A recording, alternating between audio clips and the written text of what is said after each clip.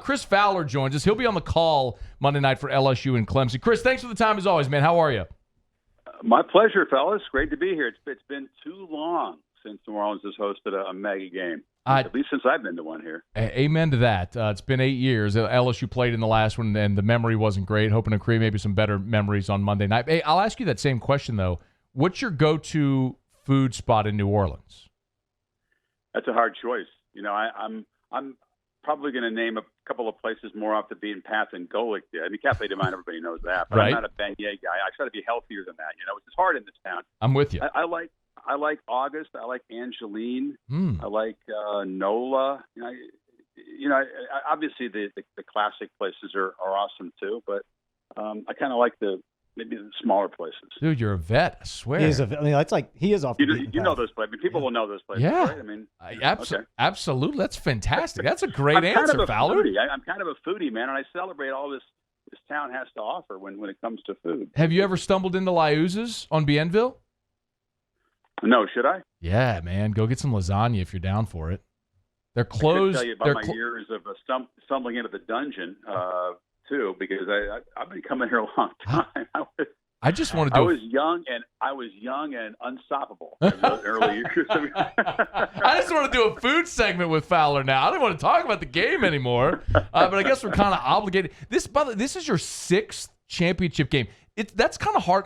When I thought of it, it was kind of hard to believe that it's been that many already. Does it feel like it's been that kind of a run for you already?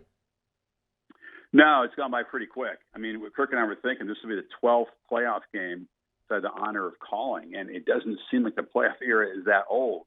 But we've been lucky, man. I just knock wood because all the ingredients are there, and last year got out of hand, and it wasn't as dramatic as you hope, but most of them have been pretty damn good. And we've even had the odd lucky semifinal, which has been good, like last week in Arizona, which has been hard to find in this era. But it's been a roll. Really, really, really lucky to be able to do this. I'd love some perspective on Clemson because you've obviously got to see them some in the semifinal. I know you obviously got to see them last year in the championship game. For LSU fans, I mean, this will be the first up-close and personal look. And really what I'd like you to do, Chris, is maybe compare the team that we all saw a year ago. It was 15-0 and dominated Bama to the one that's going to roll into the game on Monday night. Fewer elite players, if you look at 4- and 5-star talent. They're built with some really good college players, but they don't have 3 draft picks out of the top 17 playing on the defensive line. I mean, we may not see another D-line like that in college football in a long time, but I think they make up for it with excellent secondary play, Trevor Lawrence, ETN, and the receivers. I mean, offensively, I think they're better because Lawrence is a year better, ETN and Ross and Higgins and Rodgers are a hell of a trifecta. I mean, I think they match up with LSU in that department. I think you look at those two teams, and the parallels are quarterbacks you can count on in the clutch who are just putting up silly numbers, really versatile running backs who can hurt you a couple of ways, and then a squadron of receivers that can put stress on a defense. LSU would believe they have this slightly better offensive line, but much like LSU, Clemson's got an offensive line that's not made up of first-round prospects. It's just a bunch of good college linemen who work well together. And, for me, the one missing piece of the puzzle before I saw LSU destroy Georgia was how would this team translate to the postseason? Because you guys know it's a little bit different. The intensity goes up when you play for a conference title. It goes up in the semis. It goes up again in the championship game. Burrow and that offense have handled it, and the defense has stepped up too so well that some of those question marks, which were small question marks for me, have been taken away. Clemson has no question marks. We know how they can perform in the championship venue. Chris, you mentioned Burrow just now. Look, we've seen the stats, and we know what he did, obviously winning the Heisman and every other award that a quarterback could win this year. What is it that impresses you most about him, not taking away the stats and what he's done on the field? I mean, what doesn't impress you about him? I mean, I was ringside for the Heisman speech, done it 26 years, had the honor of being there when a player has won that award 26 times, and that will rank forever among the top, if not the top, the most emotional, unexpectedly emotional. The guy had been almost robotic, sort of insulating himself from the emotions and what it might mean all week and maybe all season. But it all came pouring out, and it was beautiful. And he told me afterward he hadn't cried as much in his 23 years as he had in those few minutes. But I mean, I'll remember the speech. Obviously, the performance is off the charts. He prepares like a pro. He's a grown man. I think he's been incredibly mature football mind since the minute that he rolled into Baton Rouge. So that we know about. But just, he's a pretty complicated cat, man. I mean, the SpongeBob socks at the Heisman. Right. Had some people scratching their heads. I saw him Instagram post some SpongeBob shoes that he may be threatening to wear around here this weekend. Nice. But I hope he's insulated from the Joe mania, because you know how it is down here, guys. It's almost unlike any place else. And I think my prediction is he won't leave the hotel room, hotel meeting rooms, practice facility until kickoff, because I think he needs to kind of keep separate from all this. Chris, do you have I mean, you obviously get to spend some time in preparation for the game, and then you mentioned the Heisman as well with Joe. And there's just such limited access to him, as you mentioned. Can you give us just like an off-camera anecdote, something that maybe struck you in your interactions with him? Well, there's two sides to him. I think he's all ball when it comes to just the seriousness that he takes this, and he probably is a terrible tour guide to the LSU campus. Right. He's already graduated, takes classes online. I don't think he could find his way around other than the football complex. That's okay. It's not necessary, but he'll walk around with a hoodie on, his head kind of down to the ground, very quiet. And then when he hits the field, there's kind of the red ass side that comes out, the competitor, the cuts your throat. I love how he and the whole scheme just goes for the jugular in a way that you see at the top level of NFL ball, but you're not used to seeing it in college. They find a mismatch, boom, spots it and goes after it. Just does it in a really cold-blooded way, but with no expression on his face.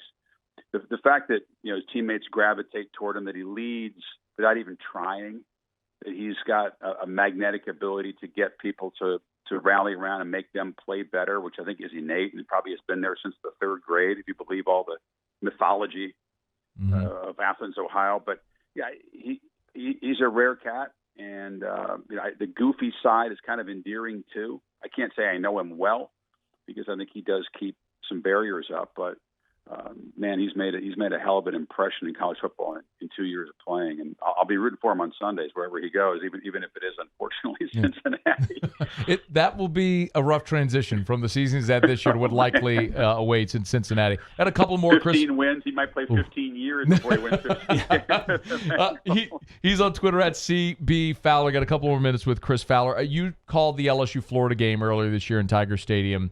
I'd love to know your impression. What is the biggest difference, what you see in LSU from that game you saw in early October to now?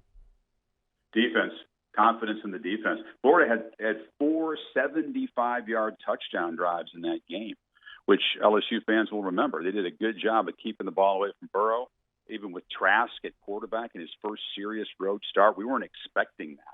But I think it was obviously an LSU defense that was shorthanded. I don't think they'd found their groove yet. I know they hadn't found the same confidence they have now. But that was the takeaway was, oh my God, this offense is just insane. I mean, it was Edwards-Helaire running wild. It was throwing and catching all over the place. But they were behind in the third quarter because the defense was not able to get forward off the field. So for me, as you guys know, they've transformed on that side of the ball. What I saw against Georgia in person from field level was incredibly impressive. And then obviously, Oklahoma wasn't even fair. Yeah. So they're going to need all that because Clemson I think Ohio State's defense is better than LSU's, and they did manage to move the ball and create big plays. So the Tigers aren't going to stifle Clemson's offense. I think Tigers of Clemson will get their points, and LSU will have to score too. But to me, that defense has come light years. The brand of LSU is clicking on all cylinders right now, Chris, and it has a lot to do with these hype videos that have been produced by the school. Have you had a chance to see any of those? Oh, yeah. I mean, tell you what, you got two of the better hype video schools meeting in the championship game. Because Clemson could do a hype video in that, too. But I love the production that goes into it.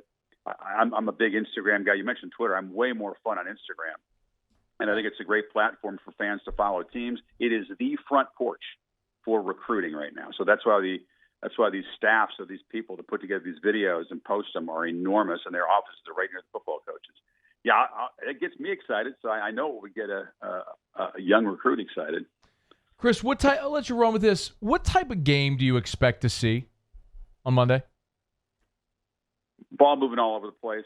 I think it's going to be decided by whether or not teams can create explosive plays and avoid having to get into the red zone. And if they do get to the red zone, what are they going to do? Yeah, you're not going to stop LSU's offense. They're going to move the ball. I mean, I don't care how bright Brent Venables is. Burrow will have his moments. They will find the mismatches. They will move the ball. It's whether or not they can score from 30 or 40, 50 yards out, get those lightning strikes, and not have to move down to the red zone, where Clemson's defense is really tough. I mean, they are the best at that. That's what won the game against Ohio State. They're on the ropes, man. They can't deal with Ohio State at all. But they forced them to kick 3 short field goals. They hang around. It's only 16-0 when it could have been 27-0. And they find a way back in the game. So LSU's challenge is real, but LSU's better equipped probably than Ohio State to punch it in. And then, can LSU get stops in the red zone? Because they're not going to, as I said before, they're not going to stifle that Clemson offense. I just don't see it.